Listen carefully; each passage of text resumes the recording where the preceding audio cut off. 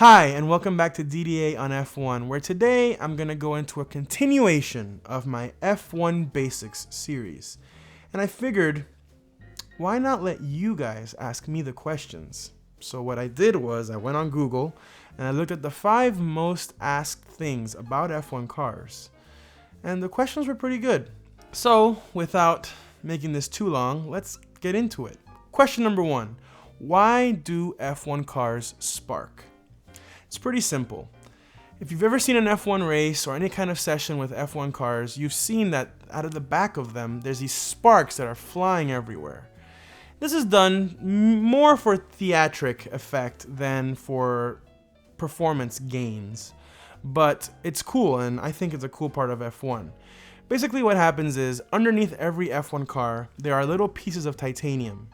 And when those pieces of titanium make contact with the asphalt, sparks happen. Heat builds up, obviously, and the sparks of little shards of titanium are flying everywhere. They're so small, they're not dangerous to any car behind them, but it only happens when the cars are going very fast.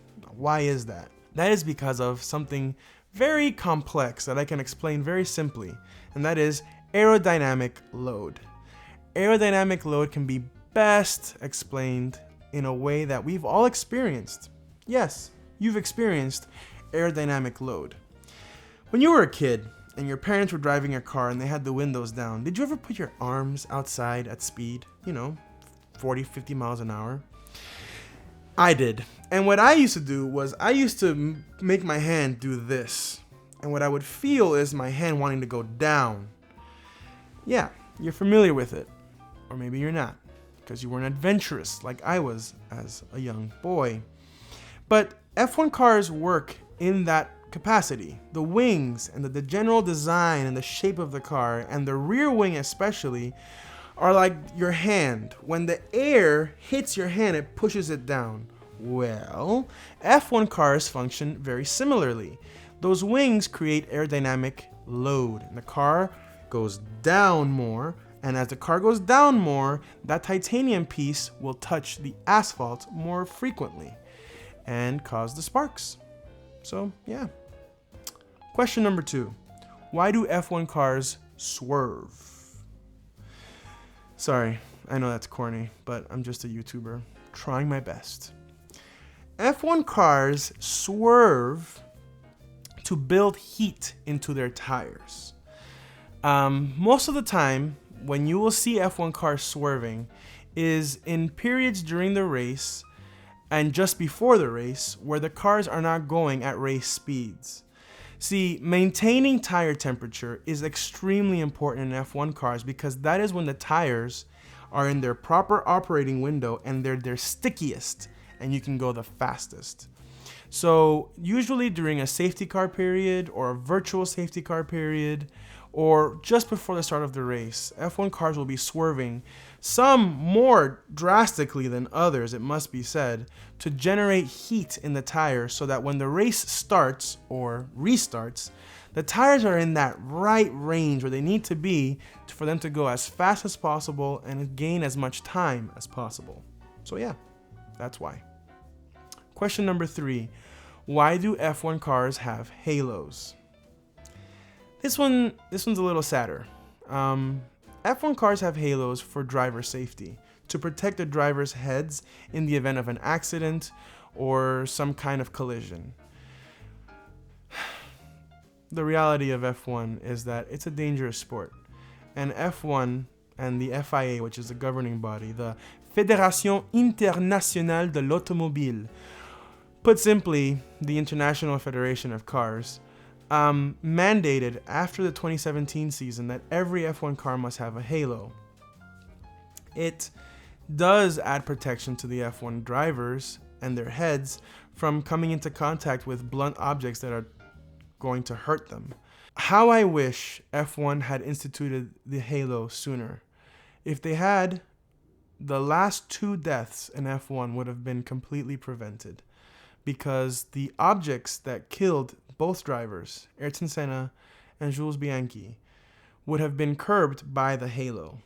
And I'm happy that F1 took the stance of making it safer for F1 drivers to do what they do best, and that is to go real fast. Question number 4, why do F1 cars have flashing red lights? Well, it's pretty simple. It's safety. The flashing red light means that the F1 car in front of you is harvesting energy, meaning that it's not necessarily accelerating and has begun to decelerate. The car behind needs to know this information because sometimes they need to get out of the way or not necessarily be behind that car in that event because it could cause a collision. Another time that these flashing red lights are super handy is in the rain because it gives the driver following a visual marker of where the car in front is. Especially in heavier rain situations, it's definitely made a driver know what's happening and where the cars are. After all, when we're driving on the streets and it's raining, isn't it nice to have the car in front of you have some kind of light for you to see where it is? Pretty simple, but yeah, that's why. Question number 5, why do F1 cars lock up? Pretty simple. F1 cars do not have any form of anti-lock braking systems, ABS for short. Instead, what F1 drivers do is rely on their immense skill and feel for the brake pedal to judge right before the tire locks up. This is good because ABS kicks in just before that perfect spot of braking performance, and you don't really want that in an F1 car because it'll actually make your braking performance worse. And you don't want to lock up. And that's where the men are separated from the sissies under braking, is because they know that point, that really fine point where the car is braking at its best just before locking the tires. I hope that explains it, but that's it. If you enjoyed this video, and if this video did anything to aid you in your understanding of the beautiful thing that is Formula One, please consider liking this video, subscribing to my channel, and commenting down below any other questions you may have. I genuinely read these comments, and I genuinely try to respond to them.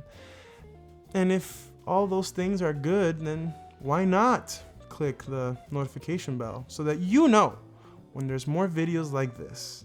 Anyway, that's my time. My name is DDA. This is DDA on F1, and I'll catch you in the next video. Bye-bye now.